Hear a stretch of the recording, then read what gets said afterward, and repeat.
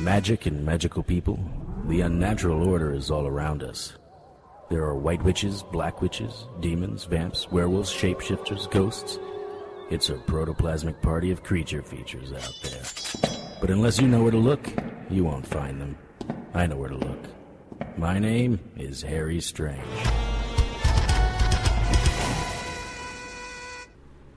After you've been in my racket for a couple of years, you think you've seen everything. Cheating spouses? Please, that tune got old after 6 months. Double-crossing partners? The only partners I know who didn't double-cross each other were Marley and Scrooge. I'd seen child abductions, parental abductions, blackmail, white mail, and green mail. I'd even seen my share of poltergeist, witchcraft, and demon possessions. But I'd never seen anyone turned inside out before. And let me tell you, brother, that's the kind of thing that'll put you off red meat for a while. It was about 3 years ago, during the heat wave of 2007. Business had been routine and slow. As a general rule, when a private eye tells you his job is routine, it means it's been cheating spouse week and no one has shot at him. It's the same way in my particular genre, with the added bonus that I haven't turned up any voodoo dolls that look like my clients, or worse, yours truly. Like I said, I'd wrapped up a couple of divorce cases and recovered some stolen property. I would have gone home for the day, except home was here, upstairs in a 2-bedroom flat, where no one was waiting for me. Oh, I'd been married once, to the most wonderful woman in the world. I know, every palooka who walks in here with a sob story about their wife says the same thing. It's practically a cliché. Difference was, it was true about my Maddie. I know, they say that too. A swarthy Eastern European type stole Maddie from me. Mr. Eurotrash was, well, still is, a vampire. It took about a year, but I finally caught up with my Maddie. She was fully vamp by then, and if you'll pardon the expression, out for blood. It broke my heart, but I pumped a clip of silver-filled .45 slugs into her and then decapitated her with a sword of Yarlin. I stuffed her neck with garlic. And, just for good measure, I burned the remains and scattered the ashes in 5 different church graveyards. I couldn't destroy her head, though. She always had the most beautiful eyes. The Eurotrash boyfriend? Sorry to say I haven't caught up with him.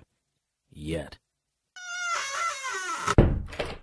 Are you Mr. Strange? Mr.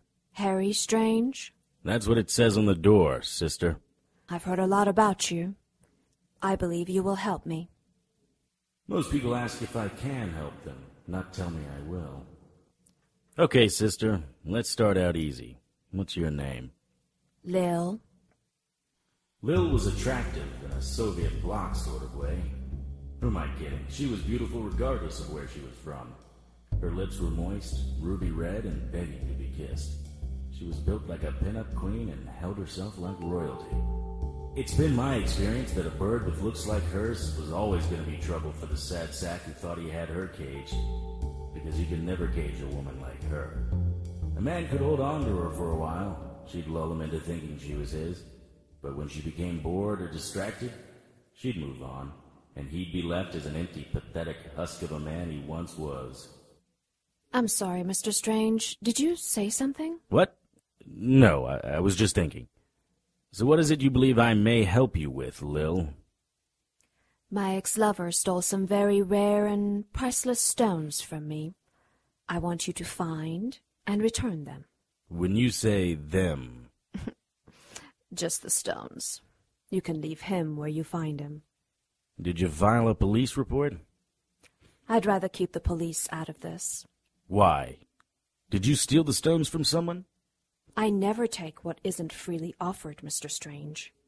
I am, however, involved in a lifestyle that requires a level of discretion. There are 100 other guys in this city who do what I do, though not as well, of course. Why me? 2 reasons, Mr. Strange. You know to be discreet, and you have an excellent reputation among my people. Your people? These stones have certain properties that I wouldn't trust to just anyone, and certainly not the police. I'm not sure I understand. If it's the money, Mr. Strange, consider your fee doubled. Double my fee? This bird must really need my help. I gave her the once-over a second time. Yeah, she had money.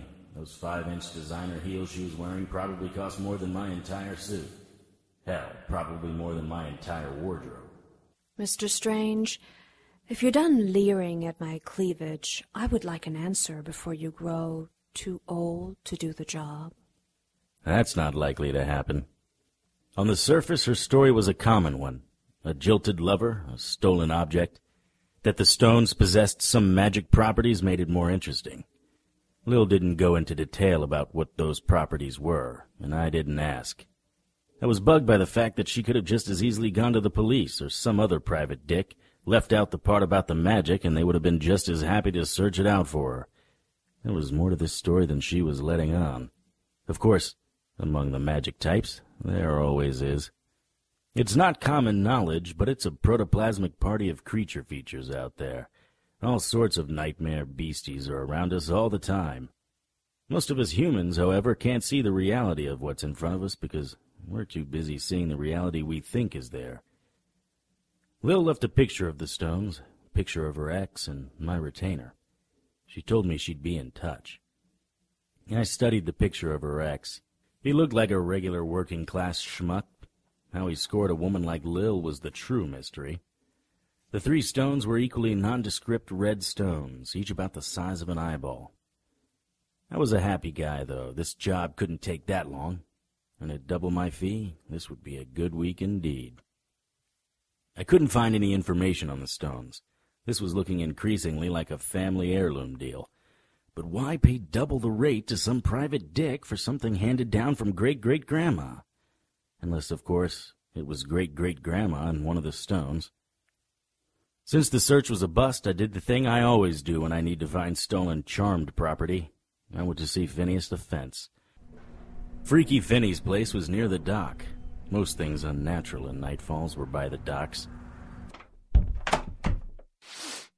Smells like human spirit in here. I hate that smell. How about if I rip your nose off again? Would that help the smell? Don't touch me, Strange. It took a year for the wounds to heal last time. You're going to get yours, tough guy. And I'm going to laugh when that happens. Yeah, whatever. Take a look at this picture, Finny. Never seen those before? Tell me again why I should help you? Because if I find out you knew something and didn't tell me, I'll come back here with the holy cocktail again. Only this time, maybe I'll pour it down your throat instead of just coating my dagger with it. Right. How did a hairless ape like you become such a problem to a charmed like me? Charmed? That's a bit much for... What the hell are you? A gargoyle? Imp? Imp! I hate that word. Would you prefer gremlin, weasel, fairy? How about lawn gnome? I would prefer to see your head on a stick. And I would prefer to be talking to someone who didn't smell like they spent the night on the inside of a rabid Rottweiler. Do you know what these are or not? Whoa, Strange. Do you know what those are? Yeah, I just came for the witty banner. What the hell do you think I've been asking you? You're right about hell. This is beyond trinket level, Harry. This is serious mojo. And what does that mean exactly? If someone tried to hawk those in here, I'd kill them myself. Then I'd burn the place down. Why? What are they? No. One shouldn't even say its name out loud. The creature carrying those will not be long in this world. Who would he bring it to? Not me. Listen, Strange. Nothing would make me happier than to see you roasting on a spit in hell. But even you don't deserve what the owner of those stones will do if they find them with you. You need to go, Strange.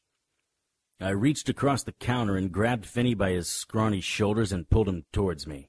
Up close he smelled worse, like rotting fish that's been laying on a sun-baked beach for 3 weeks. Tell me what they are. Okay, let go of me. I'll tell you. I pushed him back against the wall. I'm waiting, Finny. Yeah, well, wait in hell! In all the years I've known Finny, I'd never seen him pull that disappearing act. Whatever these stones were, they had him frightened more than the thought of me coming back with a holy cocktail. With no leads here, I decided to head over to Haxon's. A little darts and a drink would be just what I needed for thinking. From the front, Haxon's looks like an abandoned warehouse. Most humans walk right by it and never see it for what it is. a trans-dimensional portal between Earth and a million other realms. I ordered my usual and sat down next to the dartboards. Haxton's is neutral territory, and the owners employ the largest grog demons to enforce the neutrality pact. Most humans are not welcomed here. I was one of the lucky ones. If a human stumbled in here accidentally, a complicated cloaking spell would make all the patrons appear to be human biker types, when they were actually other-world species who make the cantina scene in Star Wars look like a local Sunday school assembly. Because of my relationship with the unnatural order, I could see through most cloaking spells. That was one of the reasons I was so good at my job. I had just busted with a Trip 13 when who should walk in but the ex-boyfriend. It made sense. You have something magical to sell, and I was sure there was a sale going on. Haxton's would be the place to find a buyer. I waited and watched. After ordering a drink and some buffalo wings, he walked past me towards a table near the back. He wasn't any better looking up close, but he did have some wild tribal tattoos coming up from under his shirt. Some type of protection spell, I would guess. A few minutes later, he was joined by a huge man-like thing. Ah, crap. It was an Alfeshni. I hate Nalfs. First off, they're some of the ugliest demons you'll ever see, which is saying something. They're about the size of a gorilla with the head of a wild boar and the disposition to match. The Nalf sat with the X. If the Nalfs were involved, then Finny was right. These stones were more than just heirlooms.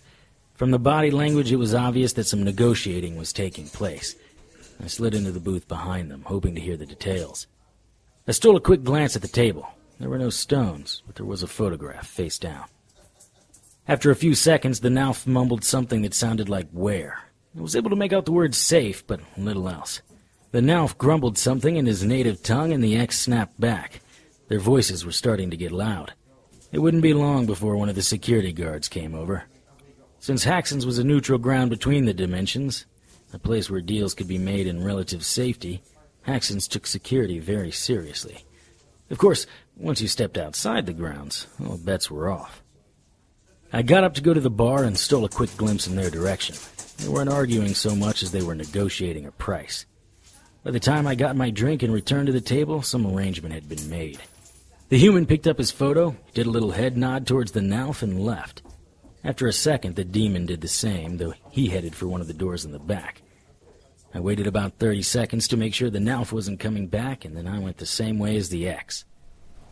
It was getting darker when I stepped outside of Haxton's. There was a cold wind blowing in from the river, cutting through my clothes and slicing into my bones like shards of glass cutting through paper. Odd, considering how hot it was earlier. The X was about a block ahead of me when I saw him duck into an alley.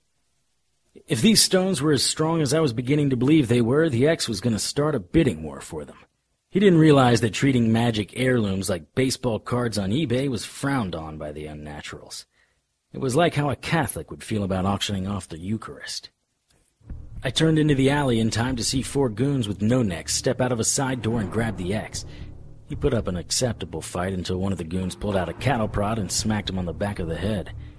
The X collapsed like a cheap lawn chair. When he stopped twitching and peeing, the other 3 goons picked him up and took him into the building. If the X had the stones on him, he wouldn't for long. I needed to keep up with where they went until I could figure out a way to recover them for my client. Of course, I wasn't going to walk into a nest of demons or vampires to do it. I made my way carefully, quietly, through what was probably a receiving office. From all the broken glass and busted office furniture, I was guessing that this place hadn't been officially used in years. I wandered in the dark, catching a whiff of something acidic in the air. Brimstone? There was a light coming from under a door near the back. I put my ear to it. Yep, this is where the X ended up. I found a ladder and made my way up to a catwalk above the room. From my perch, I watched the goons working over the boyfriend. They had a process going that almost spoke to an intelligence beyond their level. One goon, the one who had mastered speech, asked the X a question. When he didn't answer right away, the other 3 took turns using his head like a whack-a-mole. The high-intensity light bulb hanging freely from an electrical cord over the X's head illuminated the streams of blood running down his face. Even from here, it was obvious his nose was broken and well on its way to becoming a permanently disfigured bag of blood, snot, and cartilage. The good news? Well, okay, the better than bad news was that the goons were humans. If they were magic, they would be doing a lot more damage than just some facial reconstruction, and they wouldn't be getting their hands dirty to do it. Their human status also meant they could be taken down easily with my .45. This little dance went on for a few more minutes before the talking goon raised a hand the size of a ham hock. He and the other little piglets left the room, probably to talk to whoever was in charge. I didn't see the ex give them anything, and the only thing they took from him was his blood, so I figured if I was going to get the stones, now would be the best time. Up close, the ex looked like a bad Picasso. His nose was practically flattened against his face. Blood was flowing freely from both nostrils. His left eye was swollen shut, and his right eye stared into space. I couldn't say for sure if he saw anything. His lip was swollen to the size of a plum. His jaw was angry purple. I needed to get him and the stones out of here. If the goons couldn't beat it out of him, he surely wasn't going to tell me just because of my ample good looks and hypnotic charm. Did you say something? There was a smell in the air that I hadn't noticed before. It was sweet, but there was something underneath. Something that smelled like death, and I had smelled it recently. Lil sent you. Yeah, Chief, Lil sent me. She wants her stones back. Yeah, I know. That sounded a lot better in my head. You've killed me. Not me, Chief. I just followed you here. Every time he spoke, drops of blood sprayed from his mouth. She is watching. Look, give me the stones and I'll get you out of here.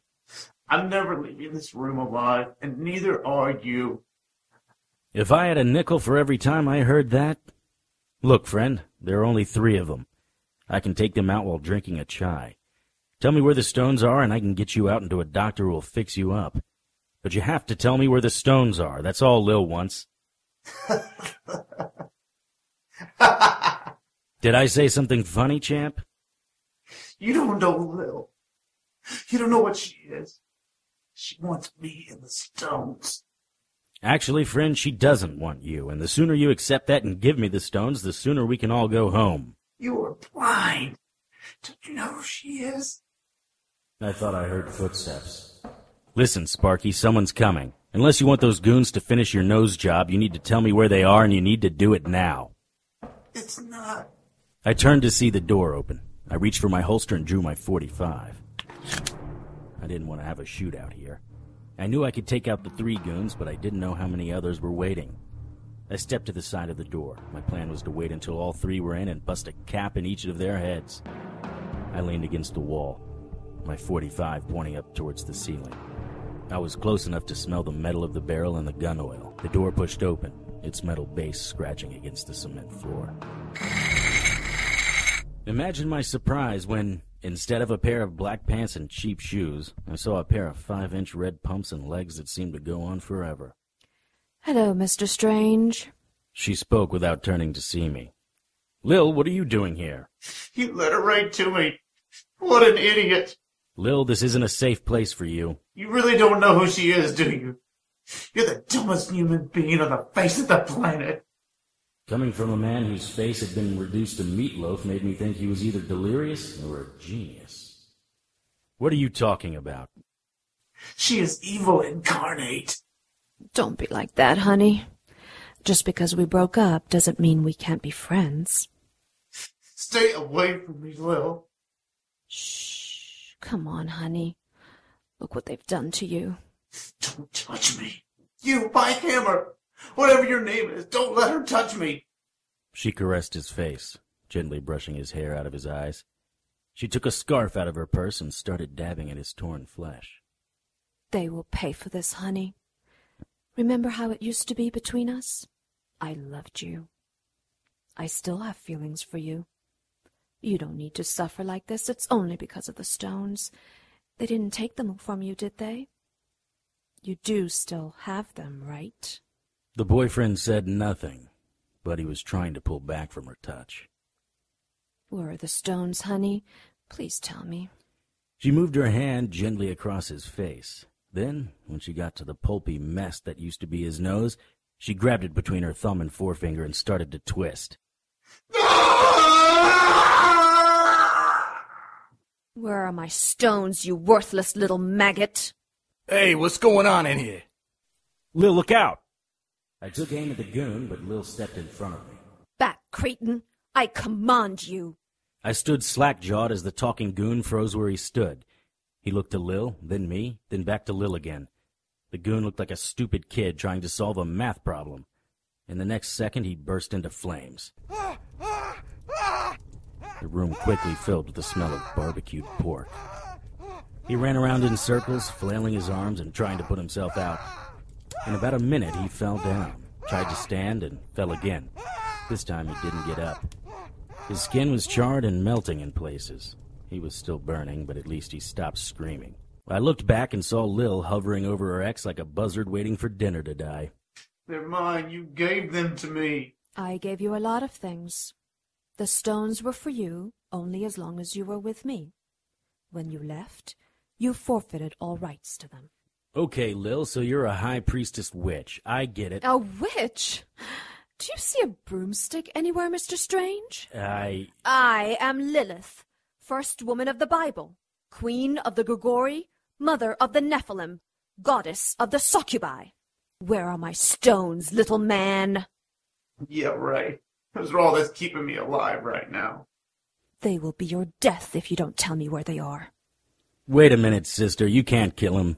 Oh? And why not? That's not what you hired me for. Strange. You're dumb as a Happy Meal. She hired you because she couldn't find me.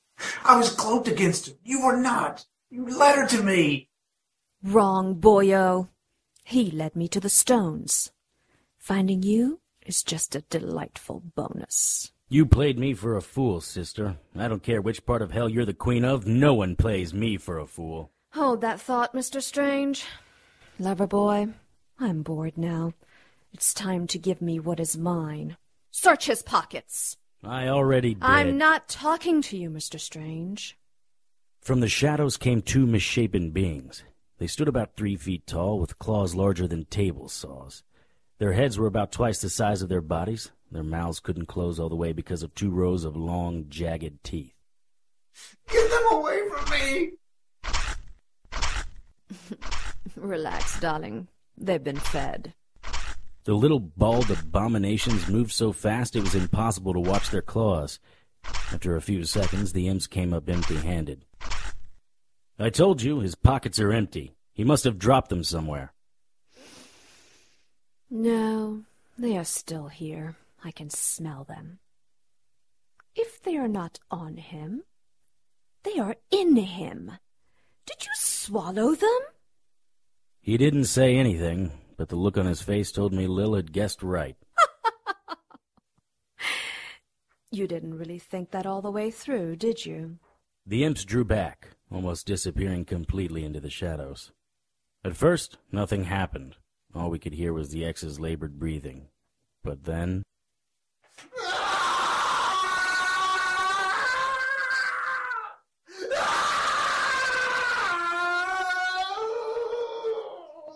It looked as if he was collapsing in on himself. His chest folded in as if 2 hands were squeezing it in the way you or I would squeeze a piece of fruit. As we watched, a tear sliced his chest and continued down through his hips. Then, slowly, the tear started to fold out. His ribs opened up like someone prying them apart with a crowbar. The sound of breaking bones and tendons pulling from muscles filled the room. This went on for a long time. I saw veins pulled and stretched until they tore from the stress. As each vein ripped, a fountain of blood jetted out of the new wound. All the time, this poor bastard felt everything. He watched terrified as his insides became his outsides. I was positive it was Lil's magic keeping him alive, because no mortal could live through that. Kill me! Oh God, just kill me! Ah! Kill me! Oh God! His stomach churned and then tore open, spilling its contents on the floor. In the center of the viscous liquid were the 3 red stones. Yes. Here they are. No! Please make it stop! Ah! Soon, honey. Please make it stop! Please make it stop!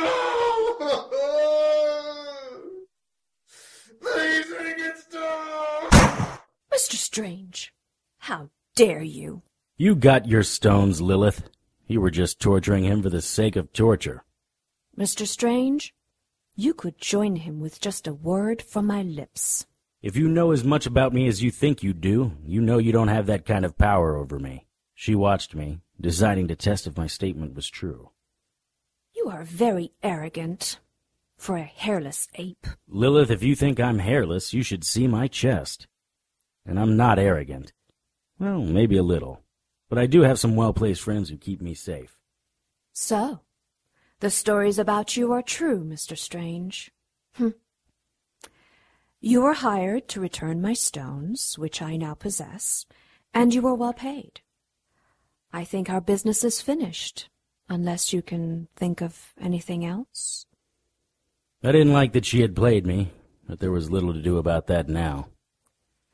Well, other than the hunk of rotting meat in the chair and the burnt carcass on the floor, I'd say it's a wrap. I will call on you again some day. Feel free to call on me if you think of anything you might want. When she looked at me like that, I felt a rush of blood run to the part of my body that makes it hard to think about anything in a rational way. I wanted to reach out to her and hold her, fall in love with her, follow her anywhere she wanted me to go. And then the sight of the putrid mass of tripe on the floor brought me back to reality. I don't know if I could afford one of your markers, Lilith. Perhaps one day we will find some mutually beneficial arrangement? Perhaps. What about these two and the others? Don't worry about that. These old warehouses have faulty wiring. Very dangerous. They burn easier and faster than yesterday's newspaper. And with that snap, Lil and her imps were gone. The warehouse did burn that night, as did the Chinese restaurant next door and the dry cleaners next to that. They blamed it on faulty wiring. About a week later, I was headed out for the night when another woman showed up in my waiting room. She was attractive, red lips, olive skin. Have you ever heard of the White Lady? I sat down. It was going to be a long night. Tonight's episode, Harry Strange, number 101, Comes a Hero, was written and directed by Tony Serecchia and produced by Brianne Ahern and Tony Serecchia. All material is copyright by Tony Serecchia and used with his permission. Featured in tonight's cast were Kellen Stennett, Parisa Johnston, Jason Tyler, Ray Saltrelli, and Sylvia Galan. Harry's theme music was written and performed by Lance Hogan and is copyright by Lance Hogan and used by permission. Contact Lance at his email at hauganl@yahoo.com. Incidental music was written and performed by Kevin MacLeod and is copyright by Kevin MacLeod and used by his permission. Visit harrystrange.com to keep up with the latest news and information on everyone's favorite private investigator. Send your questions, comments, and suggestions to producer@harrystrange.com. For the Harry Strange radio drama, I am Brianne Ahern. Thanks for listening.